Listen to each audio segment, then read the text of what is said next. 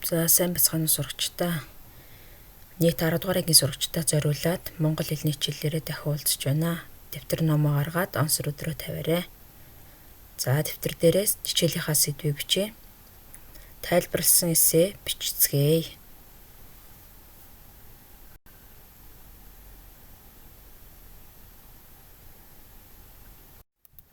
За хичээлийнхаа зорилготой танилцъя. Тайлбарласан эссе бичих. За хичээлийнхаа үе шаттай танилцъя. Зорилготой өрх алхам маань 1-р тайлбарламжийн хэм маягаа баттгах, тайлбарласан их эссэнд байх нэмэлт зүйлсийг мэдэж авах, эссэний бүтэц агуулгаас сэргээн санах, эссе бичгэд тавигдах шаардлагатай танилцах. За эдгээр зүйлсийг хийж бүгдээрээ хамтдаа гүйцэтгэнэ. За мэдээж тайлбарламжийн хэм маягийг тодорхойлохын тулд багш нь хадаг гэсэн бичил ихийг авлаа. За та бүхэн анхааралтай сонсоорой. Хамгийн бага хадгийг самбай гэнэ. Энэ нь 1 төө, 4 хуруу, дунд цэргийн хадаг. Хадаг нь 1 м 2 төө, том нь 2 алдаас илүү байна. Хамгийн хүндтэй гих бурхантай хадгийг аав ээжтэй, тахилгатай барамзат хадгийг найр хурманд ихээхэн хүндтэй хүндээ, намгар хадгийг найр хурманд барьдаг ажээ. За энэ ихийг тодорхойлолтын хувьд аваад үзэх юм бол яагаад тайлбарламж гэж тодорхойсон бэ гэвэл ямар нэг зүйлийн учир утгыг тайлбарлан мэдээлэх зорилготой байгаа. За ийм учраас тайлбарламж их гэж үзсэн байгаа. Асуулт бол ямар учраас юм? Бүтцийн хувьд үзэх юм бол батлах гэсэн зүйл, түүнийг дэлгэрүүлсэн хэсэг, 3-т нь дүгнэлт хэсэг гэсэн бүтцтэй байгаа. За онцлогийн хувьд аваад үзэх юм бол 1-р агуулга нь баримт жишээ, тооцоо судалгаа, шалтгаан үр дагавар, дүрм тодорхойлолтод тулгуурсан байдаг. 2-т нь өнгө аясанд баталж нотолсон бодит байдлыг шууд тодорхойлсон байна. За 3-т нь бол сэтгэл хөдлөлийн утгын халилгүй. За 4-т нь утгын тухайн зүйл үзэгдэл юмсыг шууд нэрс утгатай байдаг. За эдгээр зүйлсийг бүгдээрээ өмнө нь бол тэмдэглэж авсан байгаа учраас сэргээн санаад хараад за өмнө нь мэдэж аваагүй анхаараагүй бас үлдээсэн зүйл байвал түүнийг тэмдэглэж аваарай. За тайлбарласан эссэний үндсэн шинж. За нэг санааг хэд хэдэн баримтаар дэлгэрүүлэн тайлбарладаг. За зохиогч үзэл бодол асуудалд хандах шүүмжлэлт өнгө аяс илэрдэг. Ил далд шалтгаанд холбоо бүхий баримтуудтай ойролцоо ба эсрэг санаа гаргасан байдаг байна. За бүгдээрээ дэвтэр дээрээ тэмдэглэж авна үүнийг.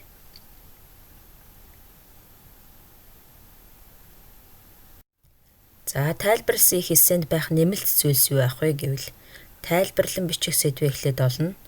Энэ нь үүдэл санаанаас ихтэй. Уг сэдвт холбоотой хэрэглэгдэхүүний цуглуул тоочмж ба хүүрнэмж, эргцүүлэмж ба тайлбарламжийн аль наар нь голж үчгээ сонгоно. Эхийн агуулга хэлбэрийн зохицлыг сайтар нэгтэлж үзэл бодол сэтгэлдлийг хэрхэн илэрхийлэх арга оновчтой сонгоно.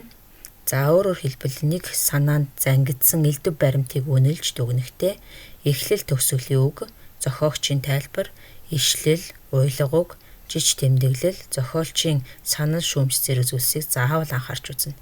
За үүнийг дэлгэрүүлж үзэж харъя гэх юм бол та бүхэн жишээ олгоод сурах хүчгийнхаа 36-аас 37 дугаар тал дээр бол дэлгэрэнгүй тайлбар нь байгаа. За сурах хүчгээ бас ашиглаж болно. За тайлбарлсан их эссэнд байх нэмэлт зүйлсүүдээ бас та бүхэн улаанаар тодруулсан байгаа хэсгийг тэмдэглэж аваарай.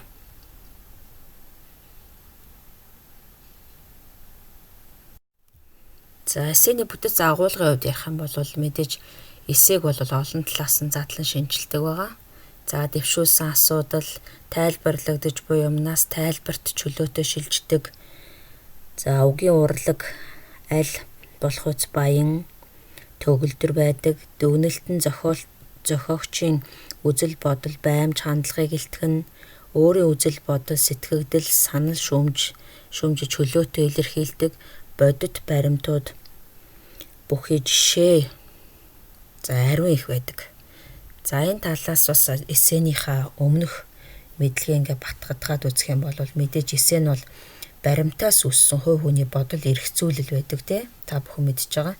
За айл нэг асуудлаар өөрийн үзэл бодлоо батлана, баталгаа нотлохотой илэрхийлнэ. За эргцүүлэн бодох дүгнэлтээс гадна хийсвэрлсэн шинэ үзэл бодлыг тусгасан байдаг. Шинжлэх ухааны нэр томьёо бас ашигласан байдаг. За эссе бичлэгийн сэдэв болвол маш өргөн хүрээтэй байгаа. За бичлэгийн хэлбэр нь бол мэдээж ойлгомжтой. 4 хэм маягаараа бичигдэнэ. За төрөл зүйл бас бичлэгийн хэлбэрүүд байна. За эссений бүтэц агуулгын хувьд гээд онцолж байгаа учраас мэдээж эхлэл гол төгсгөл хэсэгтэй байна. За эхлэл хэсэг дээр нь бол мэдээж бид нар юу бичих вэ гэвэл эхлэл хэсэгт бол суур мэдээлэл байдаг. За сэдэв сонгосон шалтгаанаа гол санаанаас салбарлан гарах дэд сэдвүүдэд дэвшүүлнэ. За үндсэн хэсэг буюу гол хэсгээр 1-3 шин санаа гаргасан байдаг. Тухайн мэдээг тодорхой баримт жишгээр баяжуулсан байхаас гадна уншиж судалсан, ашиг туршснаа бас бичдэг. Мөн давуу сул талыг нь дурдж бас үр дүнг нь бичдэг. За төгсгөл хэсэг дээр бол үндсэн хэсгийн гол санаанд эцсийн дүгнэлтийг хийхээс гадна уншигчдад өргөжлүүлэн бодох эргэн санаа туслах зорилготойгоор ингэж эсээгээ бас төгсгдөг.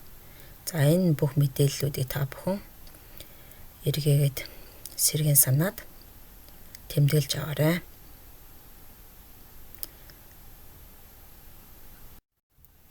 За эссенд юуны тухай ямар асуудлыг хөндөж хэнд зориулж бичиж байгаагаас шалтгаалan баримтыг өөрөөр сонгодог. За жишээлх юм бол бага насны хүүхдүүдэд юм уу айл эсвэл олон янзын мэдлэг боловсролын төвшөнтэй хүмүүс унших юм бол ихэвчлэн бол сонирхолтой баримтуудыг сонгодог. Харин олон талаас нь судалж үзснээ харуулах бол мэргэжлийн үг хэллэг, шинжлэх ухааны нэр томьёо, тоон баримт судалгаа бүхий үндэслэлтэй найдвартай баримтууд зайлшгүй хэрэг болдог байна. За энэ шинэ мэдээллийг бүгдээрээ бичиж тэмдэглэж аваарай. За хөтөж санаагийн хувьд л түлхүүр өгүүлбэр гэж үзнэ. За түлхүүр өгүүлбэр нь бол ямар байх вэ гэвэл юуны тухай өгүүлэхийг илтгэсэн өгүүлбэр байна. За хөтөж өгүүлбэр нь бол эссений эхэнд эсвэл төгсгөлд ч байж болно. Бүтцийн хувьд бол янз бүрийн өгүүлбэрээр илэрдэг. Агуулгын хувьд бол эссений гол дэвшүүлсэн асуудал туссан байна. За багшийнхаа хэлж байгаа зүйлүүдийг одоо л тэмдэгт дээр тэмдэглэж авах хэрэгтэй байгаа. За эссе бичихтэй бол мэдээж тавигдах шаардлага байгаа. За нэгдүгээр эссений сэдэв агуулга тодорхой байх ёстой. Хоёрт нь уншиж судалсан, ажиллаж туршсан зүйл дээрээ тулгуурлах. Гуравт нь баримт нотлохоо үндслэл сайтай, сонирхол татах үз байх. За дөрөвт нь бол бусдын бичсэн, бүтээсэн зэгийг харьцуулсан, жишсэн, эргэцүүлсэн байна. За тавд нь өөрийн дүгнэлт санаа бодлыг тусгасан байх ёстой байна. За шаардлагыг бол заавал бүгдээрээ бичиж тэмдэглэж авна.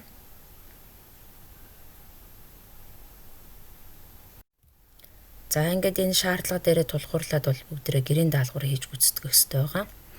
За мэдээж эссений бол бүгдээрээ бүтцээ мэдж байгаа. Тэгвэл эссений загварт тулгуурлаад тайлбарсан эссе бүгдээр төлөвлөгөө гарган бичих ёстой байгаа. За үүнийг бичихын тулд сургачийнхаа 46 дугаар талаас үзээрэй. За бичих сэдвийн мэдээ сонгоно. За баримт хэрэглэгдэхүүн цуглуулна. За хэрэглэгдэхүүнээ цэгцлэнэ. За бүтэц зохиомжоо бодож бас төлөвлөөрэй. За эссенд тавигдах шаардлага, сайн эссе ямар байх ёстой вэ гэдэг бас мэдээллийг ашиглаад дэвтэр дээрээ бичиж тэмдэглээд зургийг багшийнхаа оруулсан постн доор коммент байдлаар маргааш өглөөний 11 цагаас өмнө багш руугаа илгээгээрэй. Анхаарал тавьж хичээлд идэвхтэй оролцсон сурагчдаа баярлалаа. Дараагийн хичээлээр дахин уулзцаая. Баярлалаа.